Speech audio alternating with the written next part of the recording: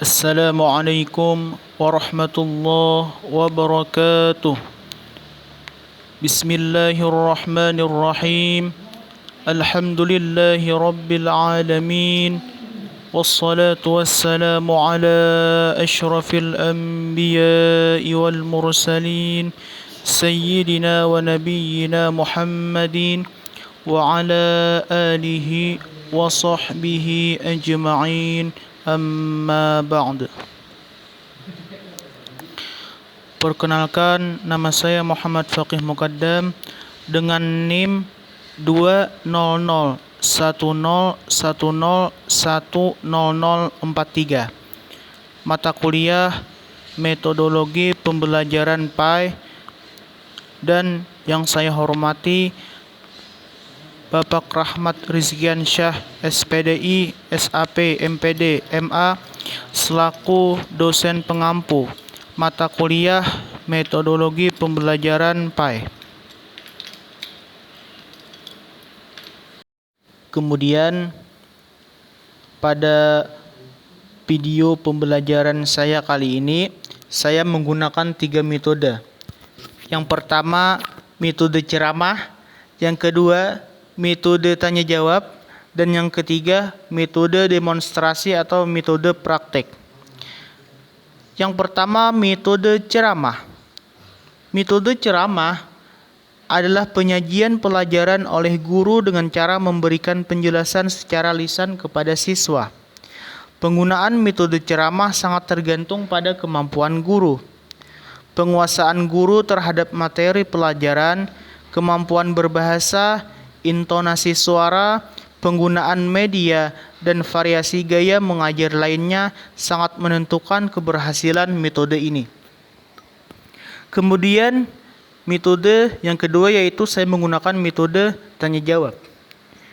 Metode tanya jawab ialah penyampaian pelajaran dengan cara guru mengajukan pertanyaan dan murid menjawab.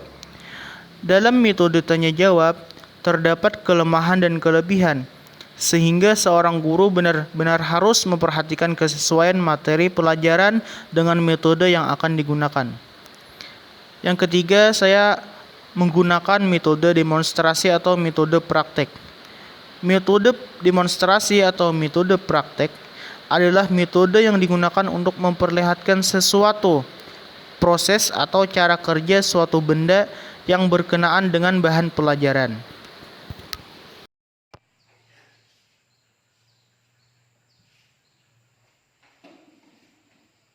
Assalamualaikum warahmatullahi wabarakatuh. Waalaikumsalam warahmatullahi wabarakatuh. Silakan dulu. Selamat pagi anak-anak. Selamat pagi, Kak. Apa kabarnya hari ini? Alhamdulillah baik.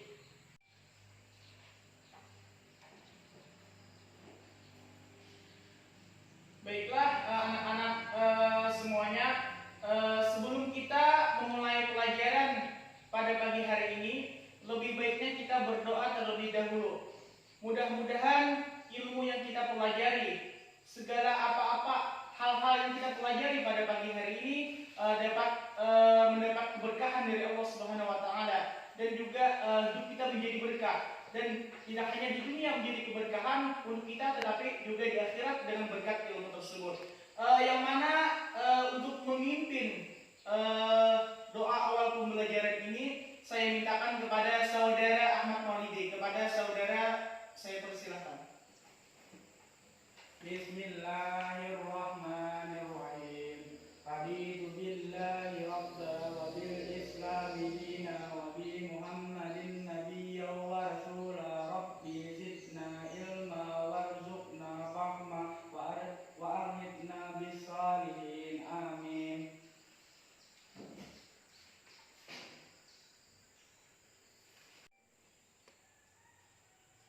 Baiklah anak-anak semuanya, pada kesempatan kali ini kita akan membahas materi tentang sholat berjamaah. Coba buka bukunya halaman 48 tentang sholat berjamaah, bab 4. Sudah? Sudah. Oke. Perlu kita ketahui anak-anak bahwasanya ketika kita hidup di dalam dunia ini ada yang namanya masjid. Apakah anak-anak mengetahui masjid? Tahu. Ya. Masjid adalah sebuah rumah Allah Subhanahu wa taala yang berada di bumi. Apa betul seperti itu? Betul. Sebenarnya ketika kita berbicara masalah masjid itu sangat berhubungan yang namanya dengan sebuah ibadah. Karena apa? Karena masjid itu adalah tempat untuk orang muslim, orang Islam untuk beribadah kepada Allah Subhanahu wa taala. Oleh karena itu, kita sebagai seorang muslim, sebagai seorang muslimah, hendaknya lah kita memakmurkan masjid. Karena apa? Karena masjid itu sudah kita ketahui, bahkan sudah kita pelajari bahwasanya masjid itu adalah rumah Allah Subhanahu wa taala yang sangat mulia. Karena kita memuliakan Allah Subhanahu wa taala, maka kita akan dimuliakan oleh Allah Subhanahu wa taala juga. Lalu terkait dengan mensejahterakan masjid ini, apakah anak-anak ada yang mengetahui hal-hal apa saja yang disebut mensejahterakan masjid? Pak. Baik, Salah satunya dengan cara salat berjemaah. ya betul sekali. Ya sangat betul sekali apa yang disampaikan oleh dan dijawab oleh saudara Ahmad Maulidi. Jadi salah satu cara kita untuk mensejahterakan masjid adalah dengan mendirikan sholat berjamaah. Lalu yang menjadi pertanyaan di sini, apa itu sholat berjamaah? Saya Pak. Ya, silakan. Salat berjamaah adalah salat yang dikerjakan oleh dua orang atau lebih secara bersama-sama, dan salah seorang dari mereka menjadi imam, sedangkan yang lainnya menjadi makmum. Ya, betul sekali saudara-saudari. Ya, sangat benar. Sholat berjamaah itu adalah sholat dapat dikatakan adalah sholat yang terdiri dari satu imam dan beberapa makmum. Minimal ketika kita ingin sholat berjamaah itu terdiri atas satu imam dan satu makmum. Itu dapat sudah dikatakan sholat berjamaah.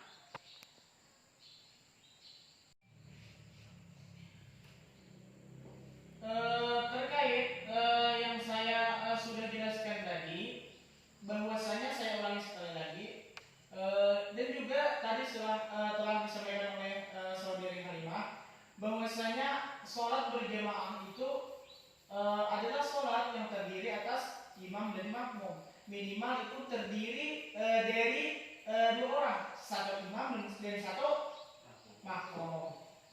Itu sudah dapat dikatakan sholat berjamaah. Kemudian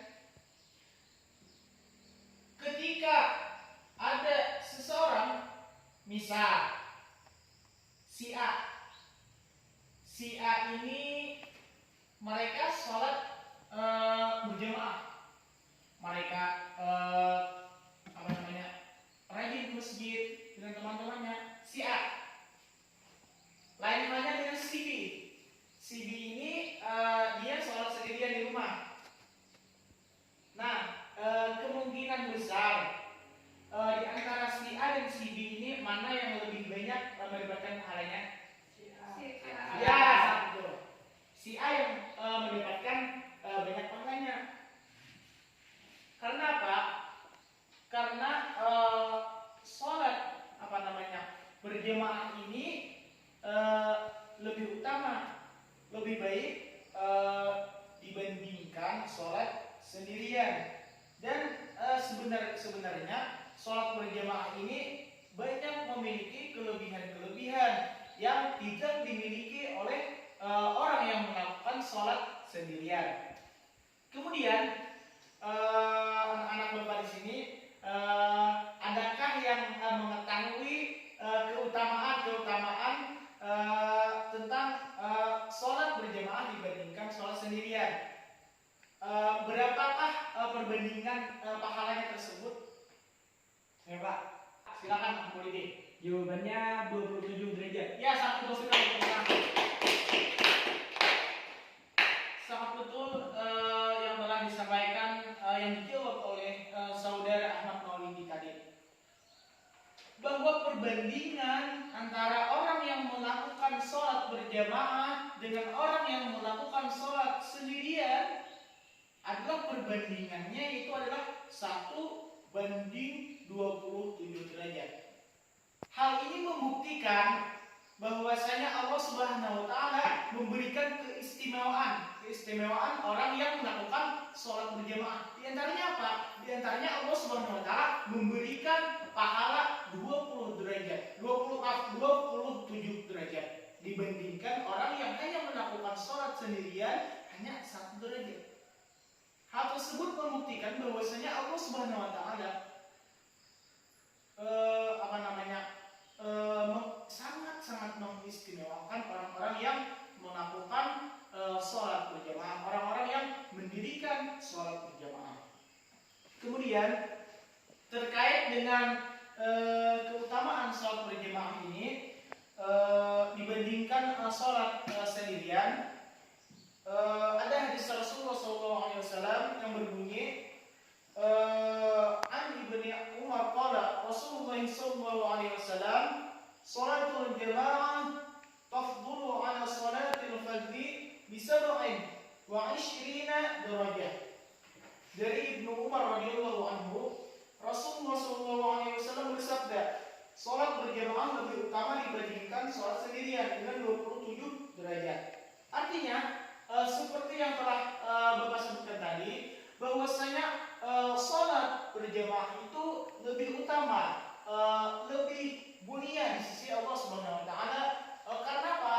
Karena perbandingan pahalanya saja itu antara orang yang melakukan hanya sholat dengan sendirian itu 1 derajat. Tetapi kalau sholat berjamaah berapa? 27 derajat. Paham sampai sini? Baiklah, kita lanjutkan. Kemudian keistimewaan lain bagi orang yang rajin sholat berjamaah adalah akan dibebaskan oleh Allah Subhanahu wa taala dari api neraka. Pada hadis Rasulullah SAW, an Anas bin Malik radhiyallahu anhu, an Nabi sallallahu alaihi wasallam annahu kana yaqul man shalla fi masjidin jama'atan arba'in lailatan la tafutuhu ar-rak'atul ula min salatil isya'i kataballahu lahu biha 'itqan minan nar. Dari Anas bin Malik radhiyallahu anhu, dari Nabi Muhammad SAW, sesungguhnya beliau bersabda, barang siapa sholat di masjid dengan berjamaah selama 40 malam dan tidak pernah tertinggal pada rakaat pertama dari sholat isya, maka Allah akan membebaskan baginya dari api neraka. Artinya apa? Ketika kita melakukan sholat berjamaah, yang mana sholat berjamaah kita tersebut rutin pada tiap hari 5 waktu, zuhur berjamaah, asar berjamaah, maghrib berjamaah, isya berjamaah, subuh berjamaah, selama 40 hari di dalam hadis tersebut disebutkan. Selama 40 malam, selama 40 malam. Maka apa keistimewaan yang diberikan oleh Allah Subhanahu wa taala? Saya kembali lagi sedikit, dan selama 40 malam dan tidak pernah yang namanya masbuk. Artinya masbuk itu tertinggal rakaat imam. Misalnya kita masbuk, imam sudah 2 rakaat, kita baru 1 rakaat tidak sempat ruku. Kita tidak sempat melakukan ruku bersama imam, itu namanya masbuk. Nah, itu. Apa keistimewaan yang diberikan oleh Allah Subhanahu wa taala ketika kita sholat berjamaah rutin, sholat lima waktunya berjamaah selama 40 malam dan kita tidak pernah masbuk? Allah Subhanahu wa taala akan membebaskannya dari kita, yaitu api neraka. Itu menunjukkan bahwa betapa istimewanya orang-orang yang melaksanakan sholat berjamaah. Marilah kita sebagai generasi muda, khususnya pada kalian ini, makmurkanlah masjid, makmurkanlah surau-surau yang ada di desa kita. Karena apa? Karena dengan bangkitnya sebuah generasi muda, itu akan membawa kita, khususnya kita yang tinggal di Indonesia ini, membuat kita, negara kita menjadi lebih maju lagi. Karena apa? Karena dengan sholat berjamaah di situ diajarkan tentang kita tentang bekerja sama. Hal tersebut dibuktikan pada apa? Misalnya ketika kita sholat berjamaah, sholat berjinjir, itu membuktikan bahwa ketika kita menghadap Tuhan, kita harus melakukan segala sesuatu tersebut dengan sebaik mungkin. Misal, ketika kita melaksanakan sholat berjamaah tersebut, sudah membuktikan bahwa kita sangat sungguh-sungguh beribadah kepada Tuhan. Kita ingin mendapatkan pahala yang besar di sisi Allah Subhanahu wa taala. Terkait tentang keistimewaan yang diberikan oleh Allah Subhanahu wa taala kepada orang-orang yang melaksanakan, orang-orang yang mendirikan sholat berjamaah, tentu membuat kita ingin di dalam diri kita ingin melaksanakan sholat berjamaah, betul tidak? Betul. Karena apa? Karena ketika kita mendengar sebuah keistimewaan, kelebihan yang diberikan oleh Allah Subhanahu wa taala, tentu kita menginginkannya kelebihan tersebut. Namun yang menjadi pertanyaan, mengapa masih banyak orang yang meninggalkan sholat berjamaah, tetapi mereka itu sudah mengetahui keistimewaan-keistimewaannya? Apa sebabnya tersebut? Adakah di sini anak-anak yang menginginkan untuk menjawabnya? Saya, Pak. Silakan, Saudara Nisa Rahmah. Karena masih banyaknya orang yang memikirkan dan sibuk dengan urusan dunianya dibandingkan dunia akhiratnya. Ya, sangat baik. Ya, sangat baik. Salah satunya itu, masih banyak pada saat ini orang yang sibuk dengan urusan dunianya. Karena apa? Coba kita lihat contoh. Ketika azan tiba, apakah ada sebagian besar orang yang bersiap-siap untuk pergi ke masjid? Tentu ada saja sebagian orang yang bersiap-siap, namun ada bahkan banyak sebagian besar orang yang azan tetapi dia tidak bersiap-siap. Karena apa? Karena azan itu adalah tanda panggilan Allah Subhanahu wa taala untuk menyeru kepada kepada hambanya untuk beribadah kepada Allah Subhanahu wa taala. Azan itu merupakan tanda Allah Subhanahu wa taala memanggil kita untuk beribadah kepadanya.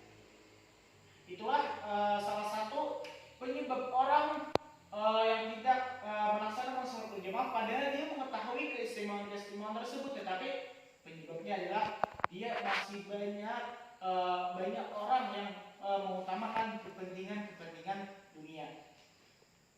Dan dunia ini kalau kita ikuti saja itu tidak ada habisnya, betul enggak? Betul. Nah, karena apa?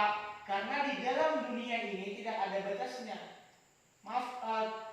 Di dalam dunia ini tidak ada habisnya ketika kita mengikuti nafsu kita, mengikuti kehendak kita. Oleh karena itu, hendaknya kita sebagai seorang muslim, sebagai seorang muslimah, hendaknya kita mengendalikan hawa nafsu kita.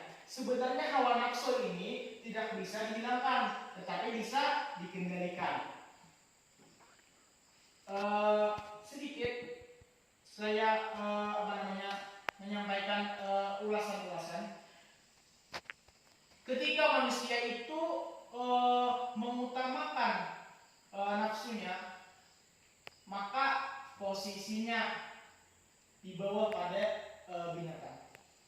Ketika manusia itu bisa dapat mengontrol nafsunya, bahkan dia bisa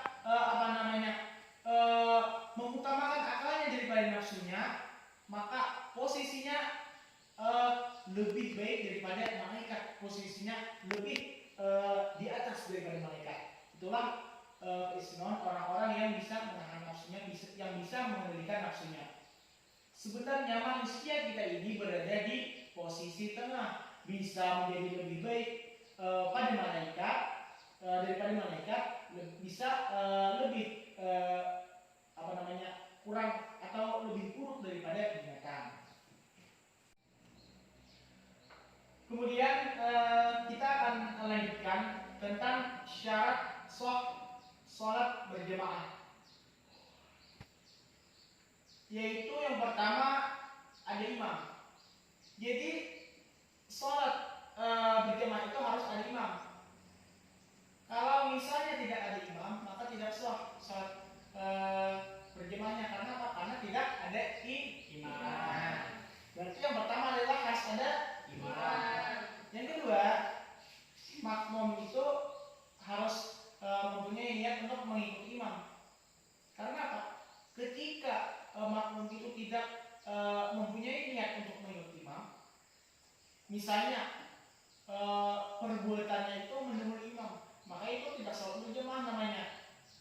Kan kita sholat berjamaah ini sebagai makmum adalah mengikuti imam. Ya. Kemudian yang ketiga, syarat sholat berjamaah yaitu adalah sholat dikerjakan dalam satu majelis, artinya dalam satu tempat.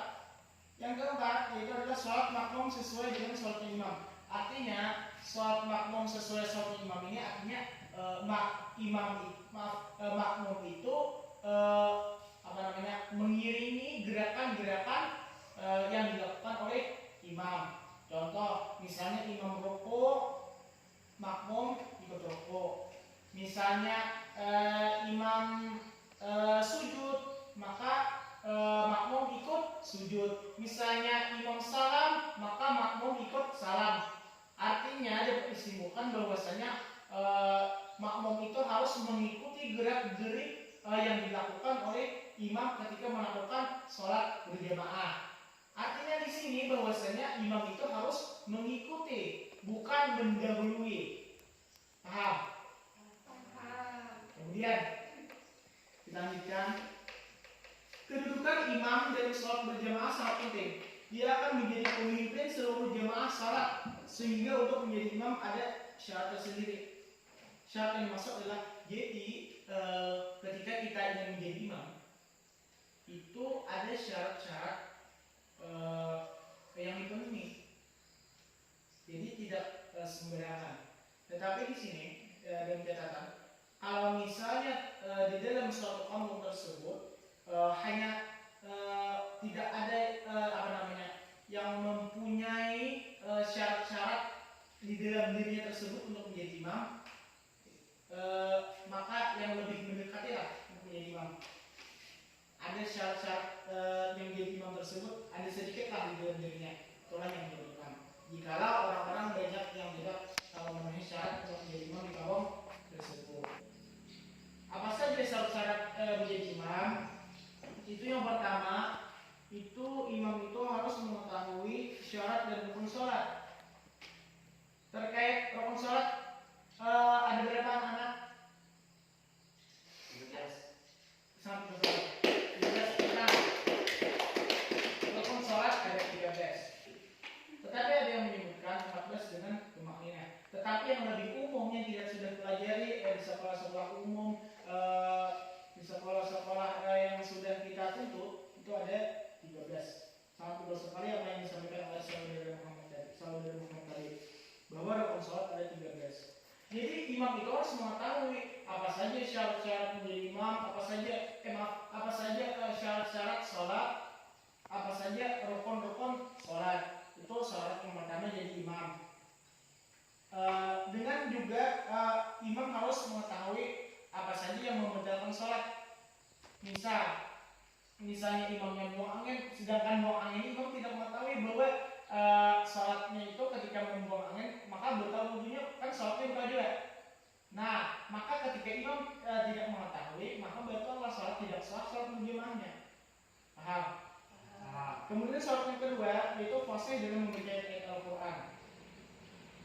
Syarat yang ketiga, paling luas wawasan agamanya dibandingkan yang lain. Yang telah saya sebutkan tadi bahwasanya lebih mendekatilah, lebih banyak syarat-syarat imam tersebut di dalam dirinya. Artinya ketika orang tersebut lebih banyak syarat-syarat imam tersebut ketika berada di dalam dirinya, yang telah disebutkan tadi bahwa dia berhak untuk menjadi imam daripada yang lain. Yang keempat yaitu berakal sehat. Artinya imam ini tidak gila. Yang kelima itu balik, artinya sampai umur. Yang keenam itu berdiri pada posisi paling depan. Artinya imam itu berada di paling depan dan makmum yang di belakang. Jikalau makmum yang di muka dan imam di belakang itu, maka sholat berjamaahnya tidak sah. Kemudian syarat selanjutnya itu seorang laki-laki perempuan juga boleh jadi imam kalau makmumnya perempuan. Artinya perempuan itu boleh jadi imam jikalau makmumnya itu perempuan. Nah, gitu. Kemudian yang terakhir syarat-syarat menjadi imam yaitu tidak sedang bermakmum kepada yang lain. Kemudian selanjutnya itu syarat-syarat menjadi makmum. Yang pertama, makmum berniat mengikuti imam. Artinya makmum ini mempunyai niatlah untuk mengikuti imam.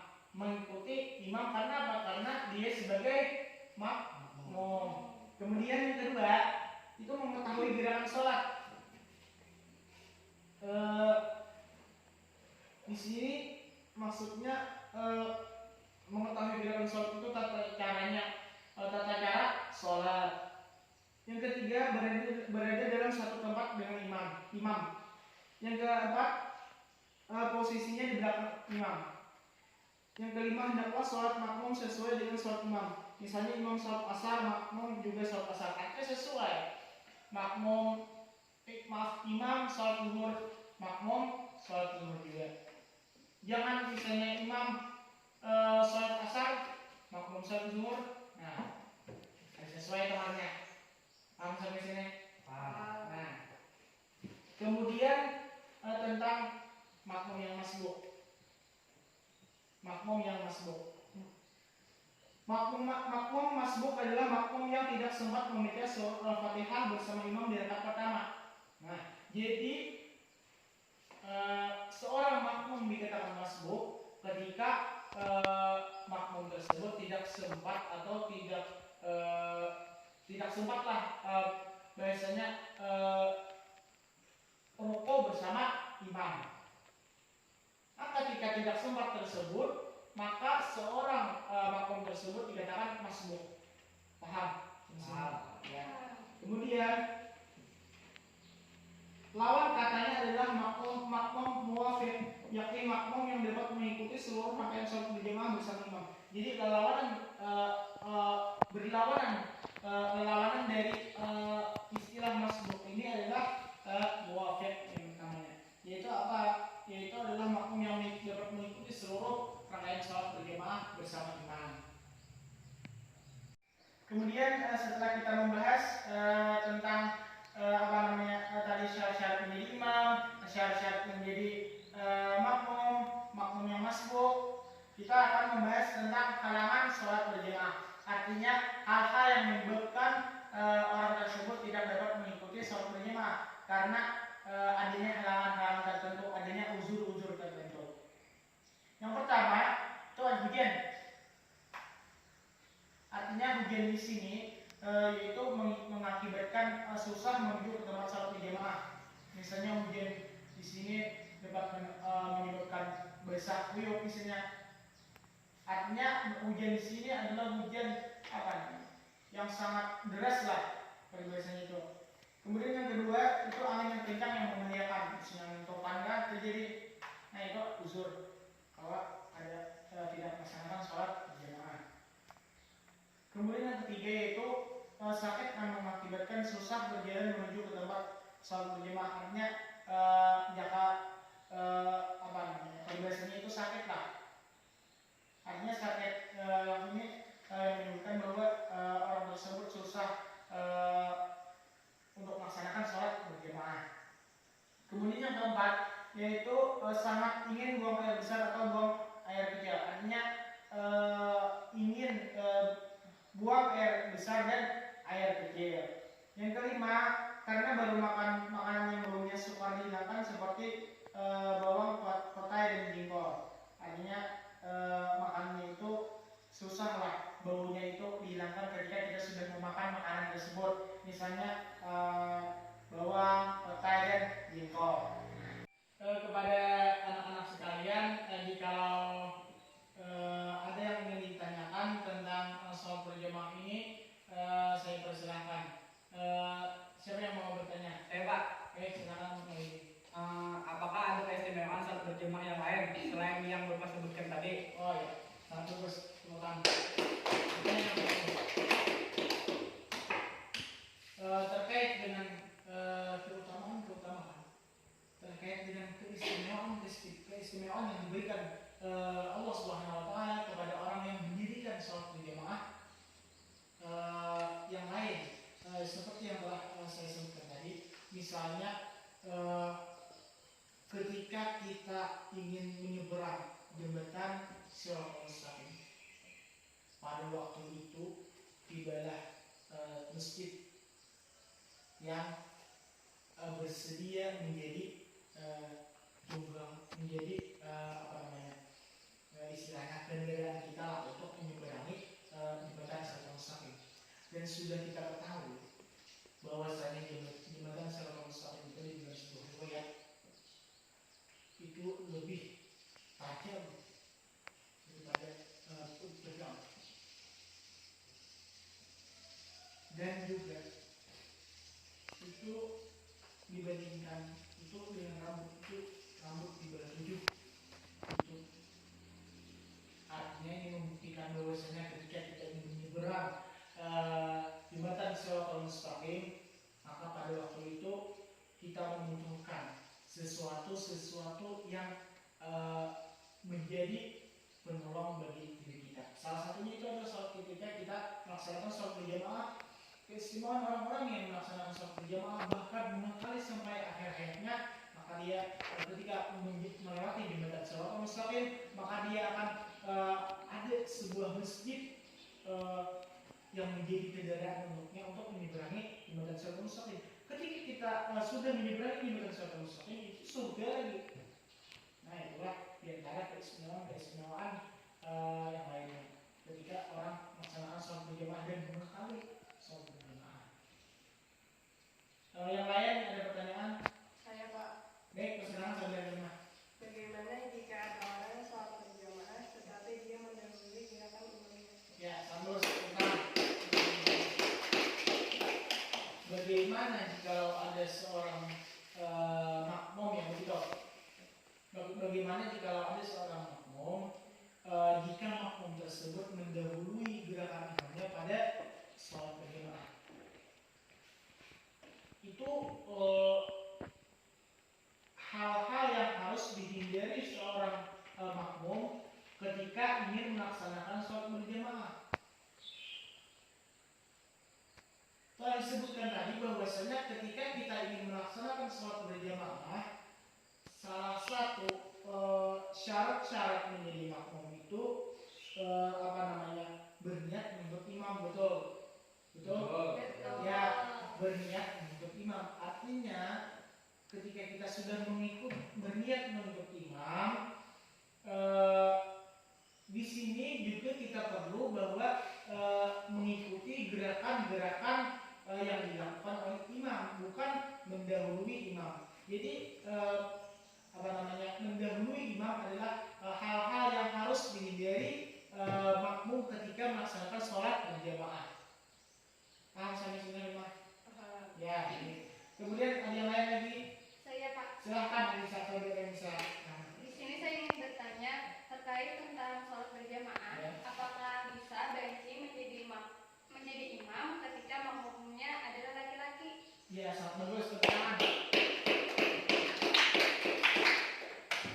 Terkait dengan imam maupun makmum, terkait dengan seorang banci yang menjadi imam apabila makmumnya laki-laki, maka tidak diperbolehkan. Karena apa? Karena seorang banci tersebut bisa saja seakan-akan sewaktu-waktu seorang banci tersebut karakteristiknya lah sifatnya lah kadang-kadang bisa menjadi laki-laki, kadang-kadang bisa menjadi perempuan. Yang dikhawatirkan di sini karena mengapa saya menyebutkan bahwa tidak diperbolehkan, karena takutnya di sini dikhawatirkan seorang banci tersebut ketika melaksanakan sholat berjamaah dan makmumnya seorang laki-laki, takutnya seorang banci tersebut pada saat itu berubah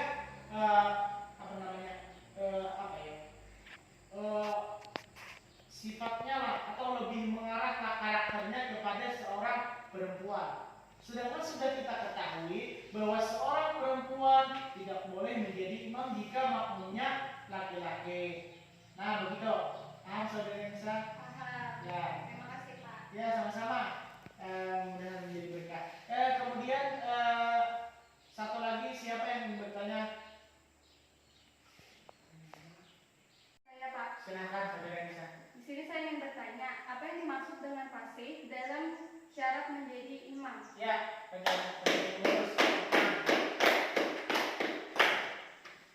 terkait dengan bacaan yang fasih ketika menjadi imam, yang dimaksud di sini adalah bahwasanya imam tersebut bacaannya fasih, artinya apa? Tidak menyalahi aturan-aturan dari ilmu tajwid.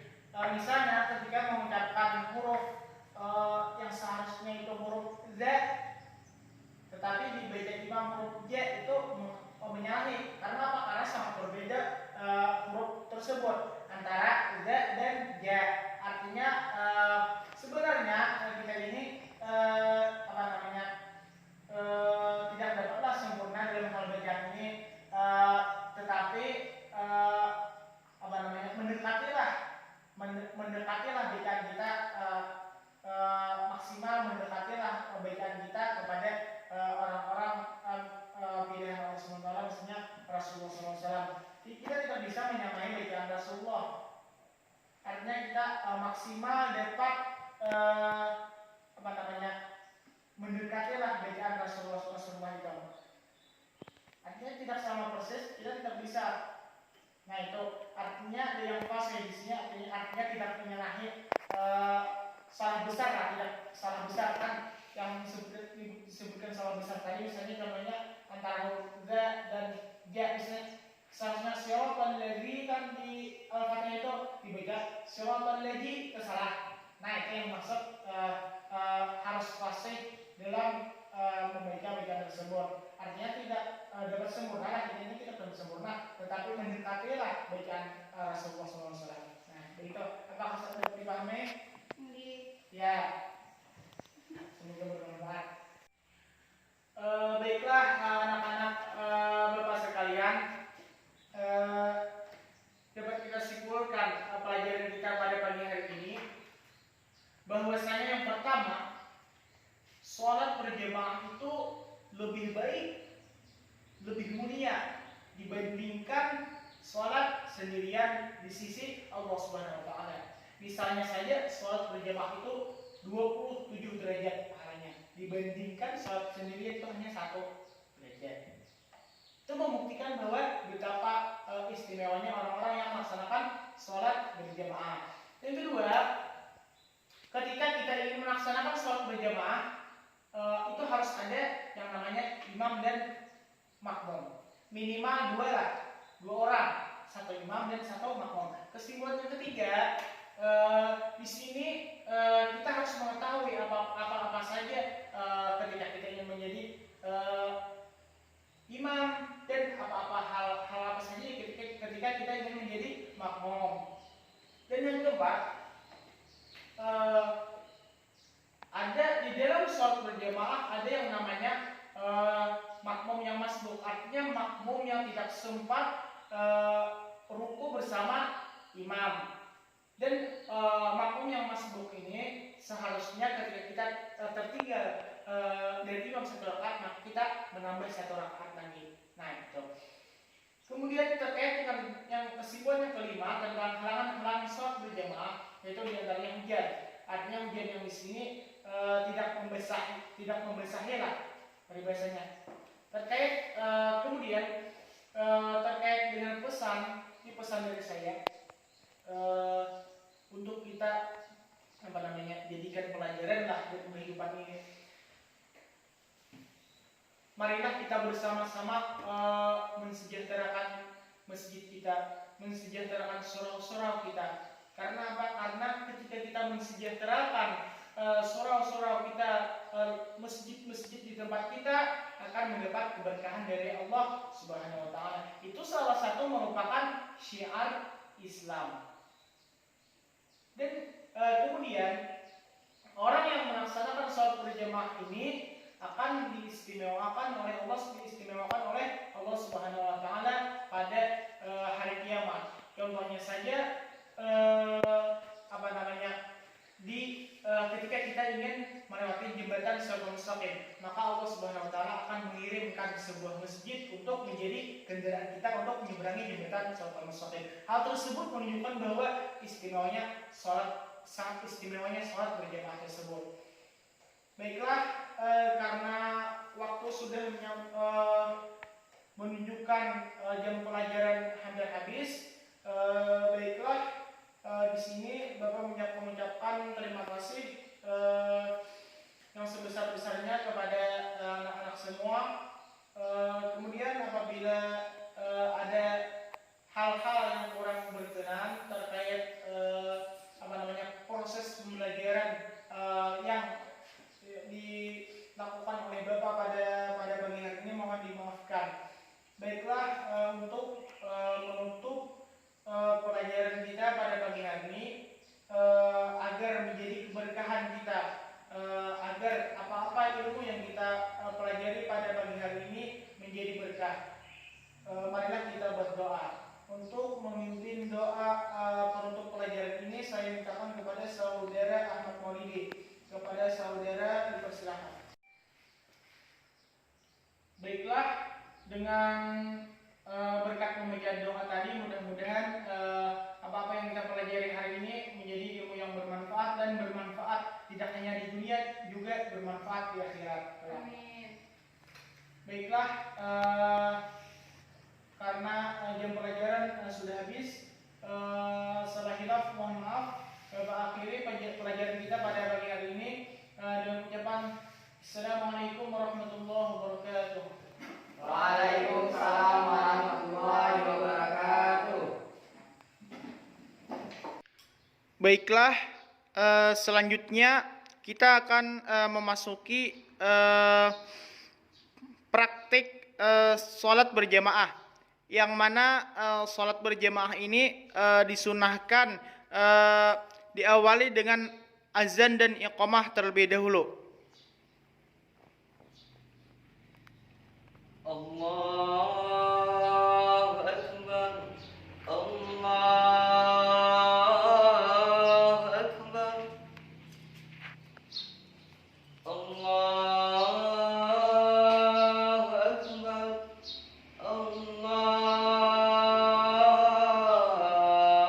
Allahu Akbar.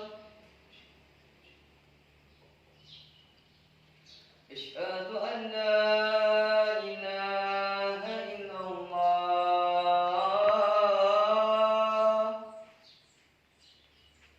Asyhadu an la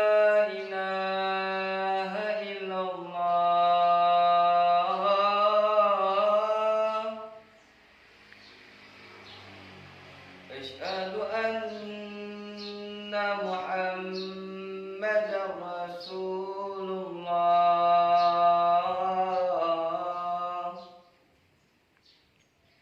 أشهد أن محمدا رسول الله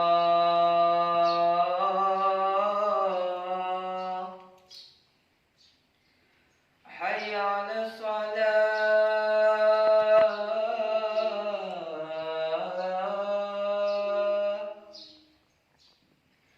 حي على الصلاة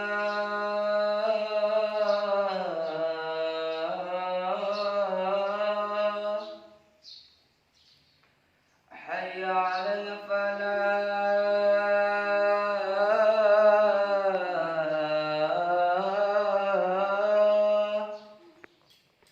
حي على الفلاح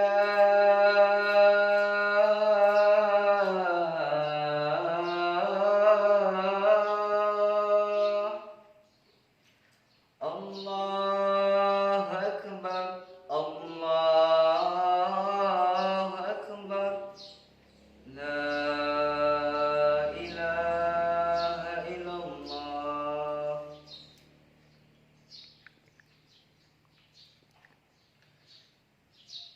الله أكبر الله أكبر أشهد أن لا إله إلا الله أشهد أن محمدا رسول الله حي على الصلاة حي على الفلاح قد قامت الصلاة قد قامت الصلاة الله أكبر لا إله إلا الله.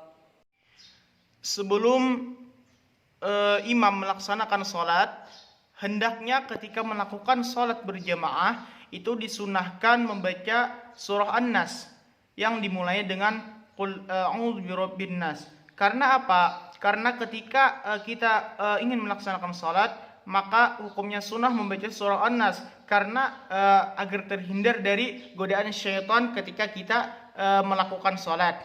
Seperti bunyinya, A'udzu billahi minasyaitonir rajim. Bismillahirrahmanirrahim. Qul a'udzu birabbin nas, malikin nas, ilahin nas, min syarril waswasil khannas, alladzi yuwaswisu fi sudurin nas, minal jinnati wan nas.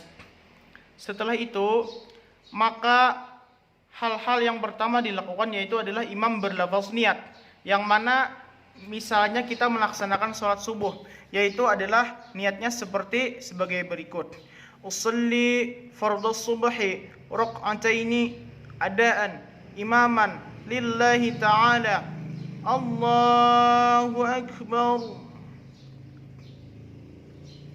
Yang mana di dalam hati kita ketika kita ingin melaksanakan sholat, yaitu adalah sengaja aku sholat atau sahajaku sholat fardu subuh 2 rakaat, yang menjadi imam berniat menjadi imam dan yang menjadi makmum mengikut imam karena Allah Ta'ala. Setelah berniat, maka seperti yang telah saya sebutkan tadi, maka imam yaitu mengucapkan takbir seperti Allahu Akbar yang telah saya sebutkan tadi. Kemudian setelah takbir, imam membaca doa iftitah, yang mana doa iftitah tersebut yaitu Allahu akbar kabira walhamdulillahi katsira wa subhanallahi bukratan wa asila, inni wajjahtu wajhiya lilladzi fataras samawati wal arda hanifan muslima wa ma ana minal musyrikin wa ana minal muslimin. Setelah membaca doa iftitah, imam lalu melanjutkan membaca surah Al-Fatihah, yang mana sudah kita ketahui bahwasanya Fatihah di sini dalam salat adalah hukumnya wajib, yang mana bacaan Fatihahnya sebagai berikut: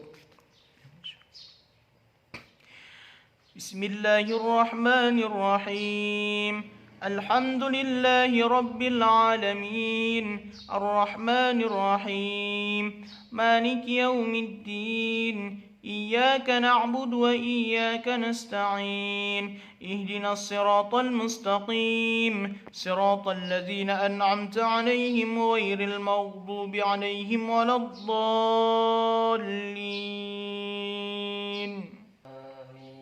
Lalu jemaah bersama-sama mengucapkan amin. Yang mana tujuan jemaah bersama imam mengucapkan amin yaitu adalah keistimewaannya salah satunya yaitu dapat doa dari malaikat, dapat doa dari malaikat yang mana malaikat memintakan ampun pada Allah Subhanahu wa taala bagi orang-orang yang aminnya bersamaan dengan si imam. Setelah itu imam membaca surah, yang mana surah ini hukumnya adalah sunnah. Ketika melakukan sholat berjamaah, hendaknya surah yang dipilih itu adalah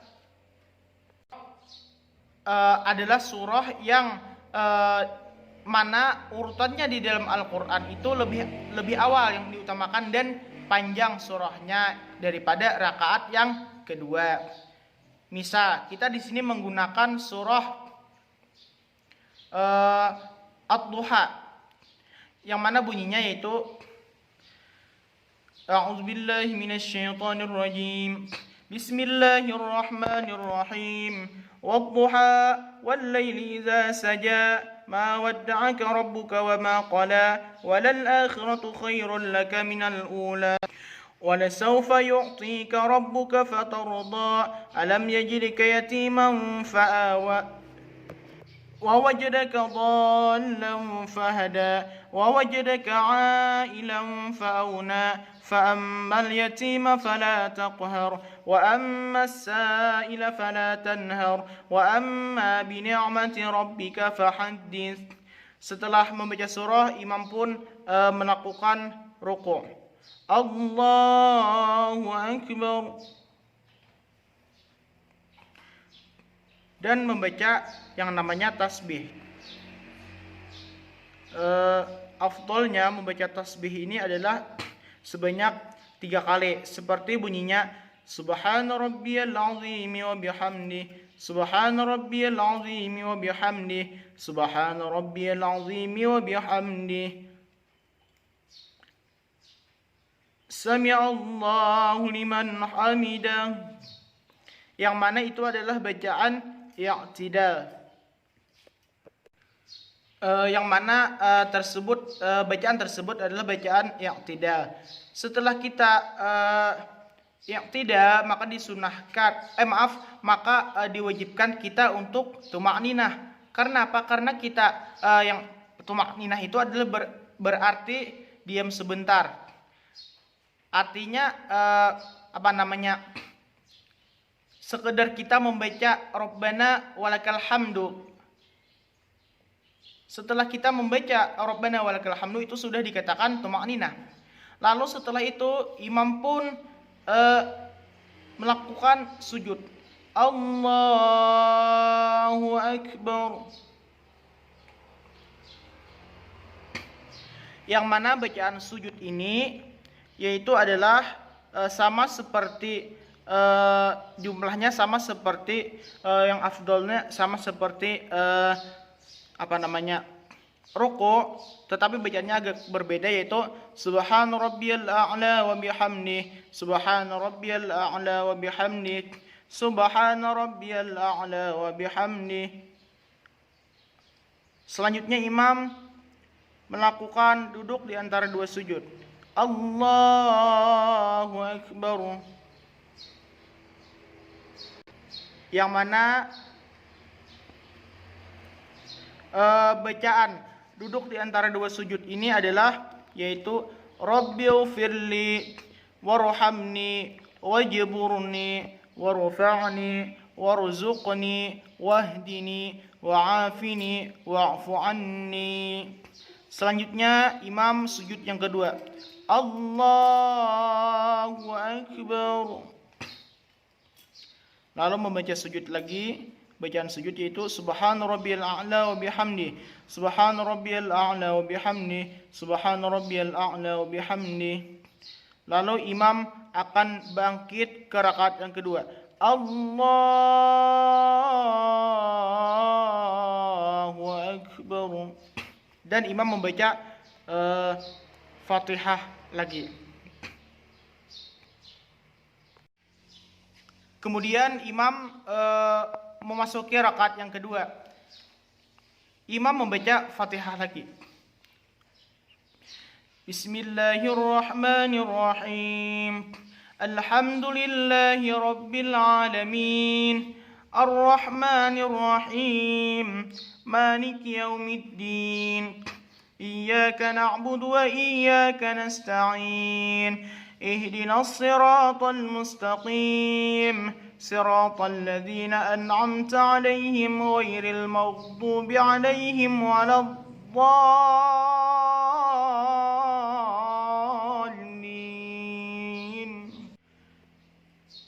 Setelah imam membaca Al-Fatihah selesai, maka imam dan makmum bersamaan membaca amin seperti amin. Setelah membaca amin bersama-sama imam dan makmum, yaitu imam selanjutnya membaca surah seperti yang telah saya sebutkan tadi di rakaat pertama, yaitu hendaknya surah itu panjang daripada di rakaat kedua, dan alangkah lebih baiknya urutan di dalam Al-Quran pada rakaat pertama yang surah kita baca tersebut adalah lebih awal daripada yang kita baca pada surah kedua. Kita akan memilih tadi surah Ad-Duha, kemudian surah Al-Insyirah, yang mana bunyinya sebagai berikut. Bismillahirrahmanirrahim. Alam nashrah laka sadrak wa wada'na 'anka wizrak alladhi anqadha dhahrak wa rafa'na laka zikrak fa inna ma'al usri yusran inna ma'al usri yusra fa idza faragta fansab wa ila rabbika farghab. Setelah selesai membaca surah, imam melakukan ruku'. Allahu Akbar. Yang mana bacaan ruku' yaitu Subhana rabbiyal azim wa bihamdihi, Subhana rabbiyal azim wa bihamdihi, Subhana rabbiyal azim wa bihamdihi. Kemudian imam akan melakukan bangkit dari ruku' yang dinamakan i'tidal. Adapun bacaannya itu Sami'allahu liman hamidah. Dan diwajibkan tumakninah, sekedar membaca Rabbana walakal hamd. Setelah membaca Rabbana walakal hamd, maka imam membaca doa qunut, yaitu Allahumma hdina fiman hadait وعافنا فيمن عافيت وتولنا فيمن توليت وبارك لنا فيما أعطيت وقنا برحمتك شر ما قضيت فإنك تقضي ولا يقضى عليك فإنه لا يذل من وليت ولا يعز من عاديت تباركت ربنا وتعاليت فلك الحمد على ما قضيت أستغفرك وأتوب إليك وصلى الله على سيدنا محمد وعلى آله وصحبه وسلم ربي اغفر وأنت خير الراحمين. Setelah itu imam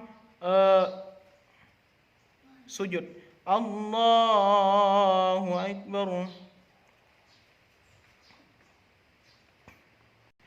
Adapun yang dibaca imam ketika imam sujud yaitu adalah Subhana rabbiyal a'la wa bihamdihi, Subhana rabbiyal a'la wa bihamdihi, Subhana rabbiyal a'la wa bihamdihi.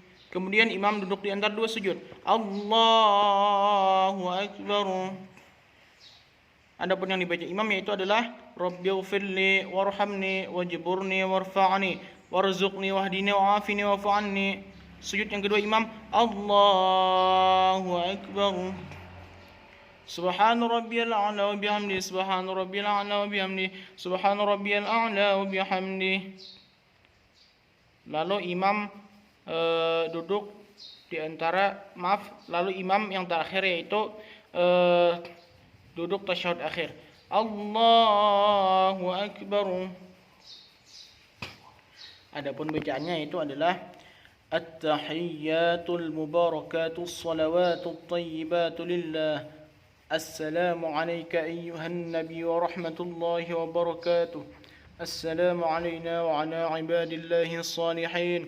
Ashhadu an la ilaha illallah wa ashhadu anna Muhammadar Rasulullah. اللهم صل على سيدنا محمد وعلى آل سيدنا محمد كما صليت على سيدنا إبراهيم وعلى آل سيدنا إبراهيم وبارك على سيدنا محمد وعلى آل سيدنا محمد كما باركت على سيدنا إبراهيم وعلى آل سيدنا إبراهيم في العالمين إنك حميد مجيد. Setelah selesai membaca doa tasyahud akhir, maka imam mengucapkan salam. Assalamualaikum warahmatullahi. Assalamualaikum warahmatullahi.